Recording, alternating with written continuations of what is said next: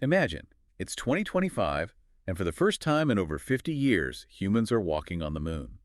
But this time, it's not just about planting a flag and coming home. This time, we're going to stay. Welcome to Cosmos in a Pod Space and Astronomy series. Today we're diving deep into the Artemis program, NASA's ambitious plan to establish a lasting human presence on the moon, a stepping stone to even grander adventures like Mars. It's mind-blowing. We're on the cusp of a new era of lunar exploration. Like, we're picking up where the Apollo missions left off, but with a whole new set of goals and technologies. Exactly, and the name Artemis itself is pretty cool, right? Yeah. In Greek mythology, she was the twin sister of Apollo. So there's this beautiful connection to the past while also signaling a new chapter. I love that symbolism. And speaking of a new chapter, Artemis is all about inclusivity. It aims to land the first woman and the first person of color on the lunar surface, making history and inspiring a whole new generation of explorers. It's about time. It's so important that space exploration reflects the diversity of humanity. But before we get ahead of ourselves, let's break down the nuts and bolts of how we're actually going to get to the moon and stay there. I mean, this isn't a weekend trip, right? You're telling me. We're talking about building a sustainable presence on another celestial body. That means establishing infrastructure, finding resources, and figuring out how to protect astronauts from the dangers of deep space. It's a massive undertaking, but that's where the brilliance of the Artemis program comes in. Okay, so walk me through this. What are the key pieces of the puzzle that make up the Artemis program? Well, first and foremost, we need a way to get there, and that's where the Space Launch System, or SLS, comes in. Think of it as the ultimate heavy-lift rocket, the most powerful ever built. This beast can haul astronauts and tons of cargo all the way to the moon. Okay, we've got our ride. What about once we get there? Where's the astronauts going to hang out? That's where the Orion spacecraft and the Lunar Gateway come into play.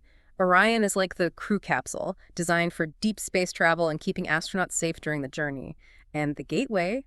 Well, imagine a mini space station orbiting the moon. A lunar pit stop, basically. Exactly. The Gateway acts as a staging point for lunar missions and a platform for scientific research. It's like a cosmic stepping stone, allowing us to test technologies and prepare for even bolder missions like Mars. Wow, so it's not just about landing on the moon. It's about building a whole infrastructure in lunar orbit. And from the Gateway, how do astronauts actually touch down on the moon? We can't just park Orion on the surface, can we? Not quite. That's where human landing systems, or HLS, come into the picture, and this is where things get really interesting. One of the HLS providers is SpaceX, and they're developing a truly innovative spacecraft called Starship. Starship, I've heard about this. Isn't it supposed to be this massive reusable spacecraft, designed for both lunar and Martian missions? That's the one. Think of it as a lunar shuttle, ferrying astronauts between the Gateway and the moon's surface. It's designed to be reusable, which is a key part of making lunar exploration sustainable and cost-effective in the long run. Reusable spacecraft. That's a game changer. Imagine the possibilities if we can make space travel more like taking a commercial flight. But okay, we've got our transportation covered. What happens once astronauts actually set foot on the lunar surface? Are we talking moon bases, lunar rovers, the whole 9 yards? You're getting the picture. To establish a lasting presence on the moon, we need to create what's called surface infrastructure. Think habitats for living, rovers for exploring, power systems to keep everything running, and even systems for extracting and utilizing lunar resources. It's like building a mini city on the moon, step by step. A lunar city. It sounds like something straight out of science fiction. And speaking of steps, remind me again what missions Artemis has already completed and what's coming up in the near future. Well, back in 2022, they successfully launched Artemis I, which was an uncrewed test flight of the SLS and Orion. They sent Orion all the way around the moon and back, proving the capabilities of these systems. It was a major milestone, demonstrating that we're ready for crewed missions. So that brings us to Artemis II, happening in 2024. What's on the agenda for that mission? Artemis II will be the first crewed mission of the program. They'll send astronauts on a trip around the moon, testing life support systems and deep space operations. While they won't actually land on the surface this time, it's a crucial step in preparing for that monumental moment. Okay, so Artemis II is a dress rehearsal, making sure everything's good to go for the main event. And that brings us to Artemis III, the mission everyone's been waiting for. This is where it gets really exciting. Artemis III is slated for sometime between 2025 and 2026, and it will mark humanity's return to the lunar surface. But this time, we're not just landing anywhere. We're heading to the lunar South Pole. Hold on, why the South Pole? Why not go back to the Apollo landing sites or choose a spot closer to the lunar equator? That's a great question. And the answer lies in a combination of scientific and strategic reasons. The lunar South Pole, particularly its permanently shadowed regions, is like a treasure trove of scientific discovery. These areas, untouched by sunlight for billions of years, could hold secrets about the moon's history and the early solar system. So it's like a time capsule, Hmm. preserving clues about the past. That's pretty amazing. But besides the scientific intrigue, are there any other reasons for choosing the South Pole? Absolutely. The South Pole is believed to harbor significant deposits of water ice, which is a game changer for lunar exploration. Water ice can be used for drinking water, oxygen production, and even rocket fuel. It's the key to sustainability. So instead of lugging everything we need from Earth, we can learn to utilize resources found right there on the moon. That's incredible. It seems like choosing the lunar South Pole for Artemis III is a strategic move, setting the stage for a long-term presence on the moon. Exactly. It's all part of a bigger plan to make lunar exploration more sustainable and less reliant on Earth for supplies. And by learning to live off the land on the moon, we're also gaining valuable experience for future missions to Mars and beyond. It's like we're taking baby steps towards becoming a multiplanetary species. But before we get too far ahead of ourselves, let's take a step back and compare Artemis to its predecessor, the Apollo missions. What sets Artemis apart? What makes it a new era of lunar exploration? It's a completely different ballgame. Apollo is about short, daring missions, planting flags, collecting samples, and proving we could get there. Artemis, on the other hand, is about establishing a permanent foothold on the moon. We're talking about building a lasting infrastructure, learning to utilize lunar resources, and pushing the boundaries of human space exploration. So it's not just about visiting, it's about staying. That's a pretty big shift in mindset. What are some of the key technological advancements that are making this possible? I mean, technology has come a long way since the Apollo era. You're telling me we're seeing major leaps in areas like reusable spacecraft, autonomous navigation, resource utilization, and deep space communication. These innovations are what's making a sustainable lunar presence a reality. Okay, break it down for me. Let's start with reusable spacecraft. How is that changing the game? Well, think about it. For decades, space travel has relied on expendable rockets and spacecraft. You launch them once, and that's it. They either burn up in the atmosphere or become space junk. But with reusable spacecraft, you can launch, land, refuel, and launch again. It's like comparing a horse-drawn carriage to a modern airplane in terms of efficiency and cost-effectiveness. That's a great analogy. So with reusable spacecraft like Starship, we can potentially dramatically reduce the cost of space travel, making it more sustainable in the long run. Exactly. And it's not just about the cost savings. Reusable spacecraft also offer greater flexibility and opportunities for more frequent missions. Imagine being able to send missions to the moon or even Mars on a regular basis. That opens up a whole new world of possibilities for scientific research, exploration, and even commercial ventures. That's pretty mind-blowing. Good. Okay, so reusable spacecraft are a big deal. What about autonomous navigation? How are robots and AI playing a role in Artemis? Autonomous navigation is revolutionizing how we explore space. Think about robots exploring hazardous areas, mapping the lunar surface, and even assisting astronauts with tasks. They're like our mechanical scouts, extending our reach and gathering data in ways we couldn't do before. So it's like having an extra set of eyes and hands on the moon, working alongside astronauts. That makes a lot of sense, especially when you're dealing with a harsh and unforgiving environment. Exactly. And then there's the whole area of resource utilization, which we've touched upon already. This is about learning to use what we find on the moon, rather than relying solely on supplies from Earth. Right. We were talking about water ice earlier. Right. But what about other resources? What else is the moon hiding that could be useful for building a sustainable presence? Well, one of the most exciting resources found on the moon is helium-3, a rare isotope that's thought to be a key ingredient for future fusion reactors. Fusion reactors. Those are the mythical power plants that promise clean, nearly limitless energy, right? That's the one. Helium-3 is incredibly rare on Earth, but it's abundant on the moon. And as fusion technology matures, helium-3 could become a highly sought-after resource, potentially revolutionizing our energy future. Wow, that's incredible. So we could be mining the moon for fuel to power our cities back here on Earth. It sounds like something straight out of a science fiction movie. It does, doesn't it? But the possibilities are real, and that's what makes the Artemis program so exciting. It's pushing the boundaries of what we thought was possible and opening up new frontiers for humanity. And underpinning all these advancements is the need for reliable, deep space communication. We're not talking about sending postcards from the moon, are we? No, we're talking about high-definition video, real-time data streams, and constant communication between Earth, the gateway, and the lunar surface. Artemis relies on powerful lasers and advanced antennas to ensure reliable and high-bandwidth communication. A far cry from the grainy footage and crackly audio of the Apollo era. That's a huge leap forward.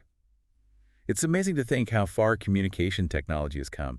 It really highlights how much the Artemis program is pushing the boundaries of technology across the board. It is. Artemis is a technological marvel, a testament to human ingenuity and a relentless pursuit of exploration and discovery. But it's important to remember that with great ambition comes great challenges. Right. This isn't a walk in the park. We're talking about establishing a permanent presence on another celestial body, facing challenges we've never encountered before. What are some of the major hurdles facing the Artemis program? Well, one of the biggest challenges is the budget. Space exploration is expensive, and Artemis is a massive undertaking. Securing and maintaining funding for such a costly endeavor is a constant battle. Makes sense, even with the potential for a lunar economy and all the technological advancements. Space exploration requires a significant financial commitment. What else? There are also significant technical challenges. Developing and integrating complex systems like the SLS, Orion, and the HLS requires meticulous planning and execution. Any delays or setbacks in these areas can have ripple effects throughout the entire program. It's like a giant jigsaw puzzle, where each piece needs to fit perfectly for everything to work as planned. And of course, there's the ever-present danger of space itself. Absolutely. One of the biggest concerns for long-duration lunar missions is radiation exposure. Astronauts will be exposed to higher levels of cosmic radiation, which can have detrimental effects on their health. Protecting them from this radiation is a top priority. It's a reminder that space is a harsh and unforgiving environment. And beyond the physical challenges, there are also the psychological aspects of long-duration spaceflight to consider. These astronauts will be living and working in a confined and isolated environment for extended periods, far from home and everything familiar. You're hitting on a crucial point. Ensuring the mental and emotional well-being of astronauts is just as important as their physical health. We need to develop strategies to support them psychologically, help them cope with stress and isolation, and maintain a sense of normalcy in an extraordinary environment. It's like a combination of a scientific mission, an engineering marvel, and a human endurance test, all rolled into one. That's a great way to put it. Artemis is pushing the boundaries of human capability on multiple fronts. It's a testament to our ingenuity, our resilience, and our unwavering desire to explore the unknown. Okay, so we've talked about the challenges. Now let's talk about the rewards. Why is Artemis so important? Why should we care about establishing a permanent presence on the moon? Well, for starters, Artemis is about pushing the boundaries of human knowledge and exploration. It's about learning more about the moon, the solar system, and our place in the universe. The moon is a treasure trove of scientific discovery, and by establishing a permanent presence there, we can conduct long-term research and unlock secrets that have been hidden for billions of years. So it's like having a permanent laboratory on the moon, where we can delve deeper into the mysteries of the universe. Exactly. And beyond scientific discovery, Artemis is also about preparing for human missions to Mars and beyond. The lessons learned on the moon, from habitat construction to resource utilization to the psychological effects of long-duration spaceflight, will be invaluable for planning and executing more ambitious missions. So the moon is like a stepping stone, a training ground for even grander adventures in space. Precisely. And let's not forget the inspirational aspect, like the Apollo missions before it. Artemis has the power to ignite the imaginations of people around the world, inspiring future generations to pursue careers in science, technology, engineering, and mathematics. It's about showing what humanity is capable of achieving when we set our minds to something truly audacious. It's about pushing the boundaries of what's possible and showing that the sky is not the limit when there are footprints on the moon. Beautifully said. It's like we're writing a new chapter, in the story of human exploration. A chapter that's filled with challenges and triumphs, setbacks and breakthroughs. And it's a story that's still being written. Exactly. And what the most exciting chapters in this unfolding story is the concept of a lunar economy. It sounds like something straight out of science fiction, but it seems like it could actually become a reality. It's amazing how the lines between science fiction and reality are blurring, when it comes to space exploration. The idea of a lunar economy, once a futuristic fantasy, is now being seriously considered by scientists, entrepreneurs, and policymakers. So paint a picture for me. What would a lunar economy actually look like? What kind of activities and industries could thrive on the moon? Well, it would likely start with resource extraction. We've already talked about water ice being a valuable resource, but the moon is also rich in helium-3, a rare isotope that could be used in future fusion reactors. Right, we touched on helium-3 earlier as that potential fuel source for clean, nearly limitless energy. Right? Exactly. Helium-3 is incredibly rare on Earth, but abundant on the moon. And as fusion technology develops, it could become a highly sought-after resource, potentially fueling our energy needs back here on Earth. Imagine that. Powering our cities with fuel from the moon. It's mind-boggling. So we could be mining the moon for energy resources. What else? What other industries could take root on the lunar surface? Well, beyond mining, there's also the potential for manufacturing on the moon. The lunar environment, with its low gravity and vacuum conditions, offers unique advantages for certain types of manufacturing. Imagine building things on the moon. That would be impossible or incredibly difficult to produce here on Earth. Give me some examples. What sorts of things could we manufacture on the moon that we can't make as easily here? Think about things like advanced materials, pharmaceuticals, and even specialized electronics, for example. Certain types of crystals and alloys could be grown more perfectly in the low-gravity environment of the moon. And the vacuum conditions could be ideal for producing certain types of semiconductors and other sensitive electronics. So the moon could become a hub for high-tech manufacturing, producing goods for both Earth and space applications. Exactly. The possibilities are really vast. And of course, there's space tourism. Ah, yes, space tourism. That's been a hot topic for a while now. I can't imagine the view of Earth from the lunar surface, or the bragging rights that come with being one of the few people to have ever set foot on the moon. The view would be breathtaking, to say the least. And as access to space becomes more affordable, and technologies like Starship make travel more accessible, lunar tourism could become a thriving industry. Imagine lunar hotels, rover excursions, and even scientific expeditions for amateur astronomers. It sounds like the ultimate adventure vacation, a once-in-a-lifetime experience that would combine luxury, adventure, and scientific exploration. It would certainly be an experience unlike any other. And as the lunar economy grows, we'll likely see the development of new technologies and innovations that benefit not just space exploration, but also life here on Earth. That's an important point. Often the technologies developed for space exploration end up having applications here on Earth that we never anticipated. Absolutely. History is full of examples of space technologies that have found their way into everyday life. Think about things like GPS, satellite communications, memory foam, and even scratch-resistant lenses. These innovations were all born out of the need to solve challenges in space, but they've ended up having a profound impact on our lives here on Earth.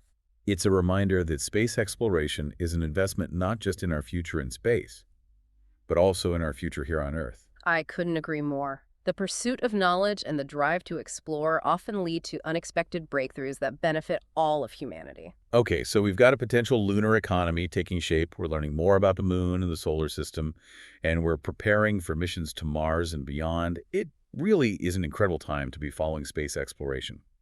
But it's important to remember that this isn't just a solo mission for NASA or the United States. The Artemis program is a global endeavor, right? It absolutely is. And that's one of the most inspiring aspects of this program. We're seeing unprecedented international collaboration, with nations working together to push the boundaries of human exploration.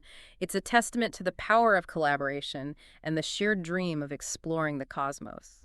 This level of cooperation is truly inspiring. It feels like a testament to our shared humanity. A reminder that we can achieve great things when we put aside our differences and work together toward a common goal. I couldn't agree more.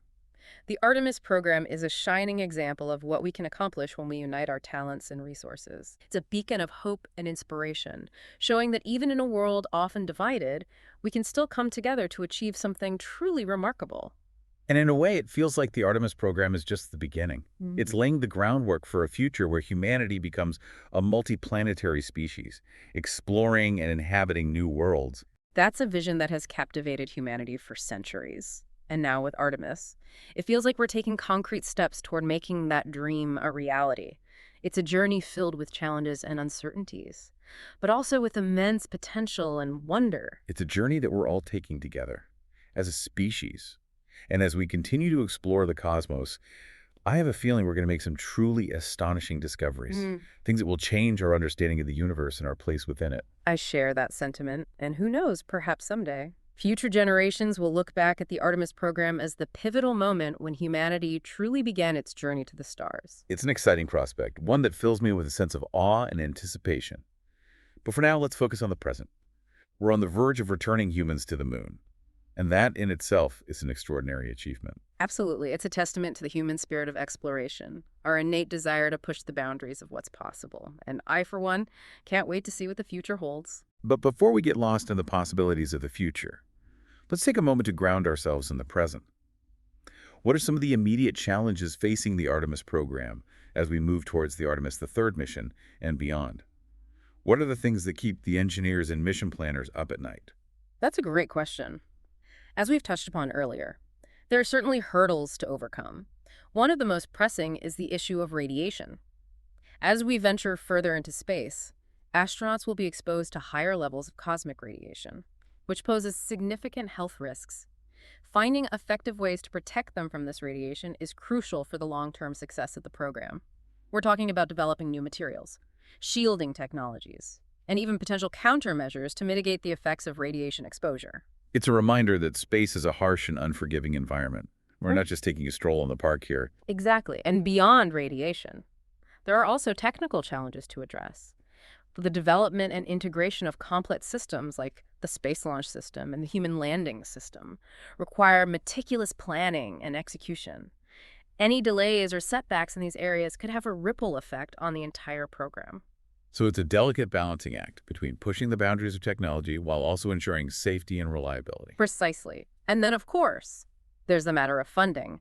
Space exploration is expensive, and maintaining political and public support for such a costly endeavor is crucial. It's a constant challenge to make the case for space exploration, to articulate the benefits and inspire people to support this grand endeavor. It's a reminder that even with all the technological advancements and scientific breakthroughs, the success of Artemis ultimately hinges on the commitment and support of people here on Earth. It does. It's a collective effort, one that requires the vision, dedication, and resources of not just NASA, but also international partners, private companies, and the public at large. It's a reminder that space exploration is not just about rockets and robots. It's about people. It's about pushing the limits of human ingenuity and collaboration to achieve something truly extraordinary. I think that's a beautiful way to put it.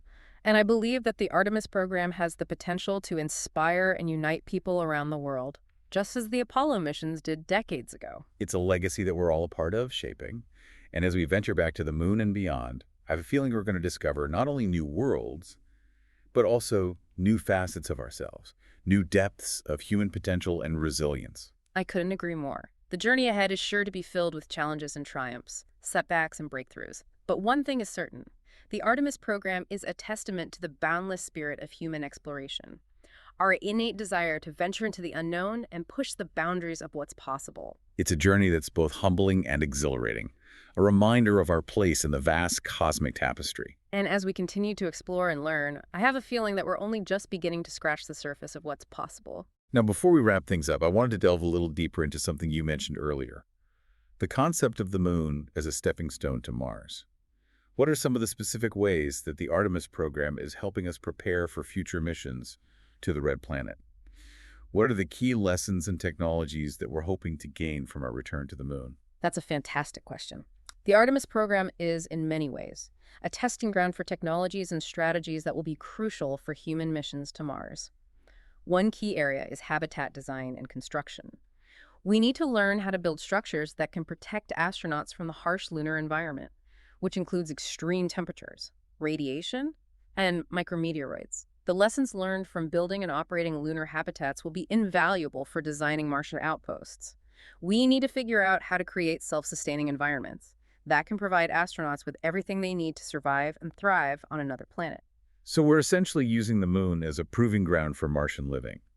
We're learning how to build and operate a mini-city on the moon, which will inform how we build and operate a mini-city on Mars. Exactly. And beyond habitat design, we're also developing technologies for resource utilization on the moon. That will be crucial for Mars missions. Learning how to extract and process water ice and other resources on the moon will help us become more self-sufficient and reduce our reliance on supplies from Earth. This is essential for Mars missions, as sending supplies from Earth to Mars would be incredibly challenging and expensive. That makes sense. Carrying everything we need all the way to Mars would be a logistical nightmare. Exactly. We need to learn how to live off the land, so to speak, both on the moon and on Mars. And then, of course, there's the psychological aspect of long-duration spaceflight. Artemis missions will help us understand the psychological challenges of living and working in isolation for extended periods, which will be crucial for planning crewed missions to Mars. So it's not just about the technology. It's about understanding the human factor as well. Hmm. We need to figure out how to keep astronauts physically and mentally healthy during these long and challenging missions. Absolutely. We need to ensure that astronauts have the psychological support and resources they need to thrive in these extreme environments. And the Artemis program is providing valuable data and insights in that area. We're learning about the effects of isolation, confinement, and radiation on the human body and mind, and we're developing strategies to mitigate those effects. It's really fascinating to think about all the different ways that Artemis is laying the groundwork for future missions to Mars. It's like we're taking a giant leap forward in our understanding of how to live and work in space. It is. It's a multifaceted endeavor, one that's pushing the boundaries of science, technology, and human ingenuity. And it's a journey that's capturing the imaginations of people around the world. It's a story that's unfolding before our eyes. And it's a story that we're all a part of. It certainly is. The Artemis program is a testament to the enduring human spirit of exploration, our innate desire to venture into the unknown and push the boundaries of what's possible. And as we continue this journey, I have a feeling that we're going to make discoveries that will not only change our understanding of the universe, but also inspire future generations to reach for the stars. I completely agree. The future of space exploration is bright, and the Artemis program is lighting the way. It really feels like we're on the cusp of something incredible here.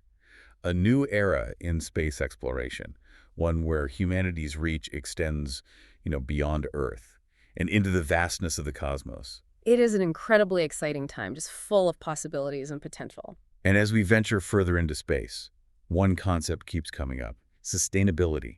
It's a word we hear a lot these days, not just in relation to space exploration, but also in the context of our lives here on Earth. What does sustainability actually mean, like in the context of the Artemis program?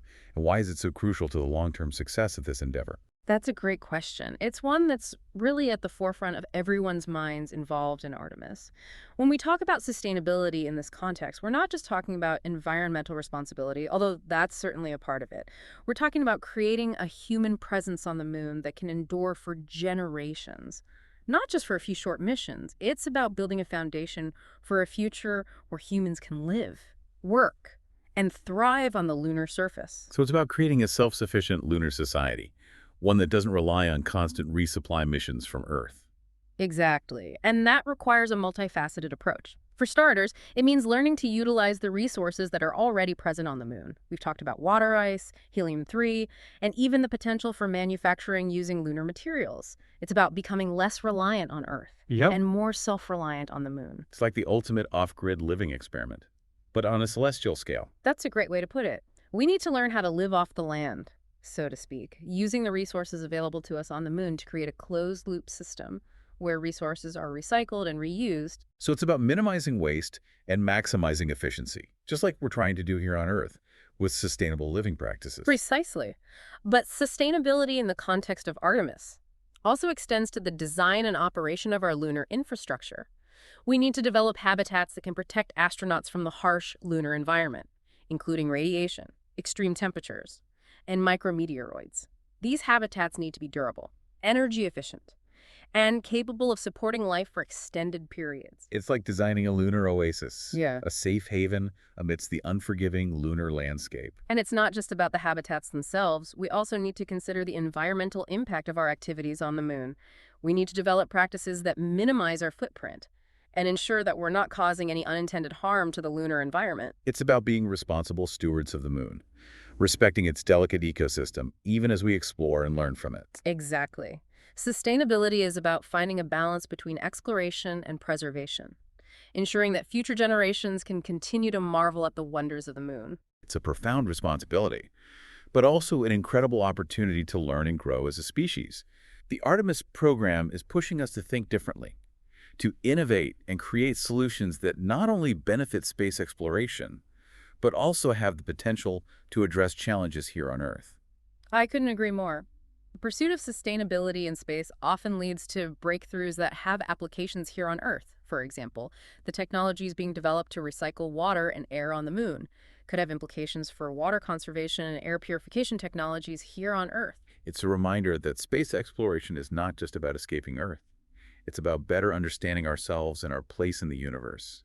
And it's about using that knowledge to create a better future for all of humanity. Beautifully said. The Artemis program is a testament to the human spirit of innovation, collaboration, and the pursuit of knowledge. It's a story that's still being written, and I, for one, can't wait to see what the next chapter holds. The Artemis program really does mark a pivotal moment in our journey to the stars. It's a testament to human ingenuity, international collaboration, and the enduring spirit of exploration. What excites you most about the potential of Artemis? What questions does it raise in your mind? For more cosmic deep dives, be sure to follow Cosmos in a Pod and subscribe to our YouTube channel.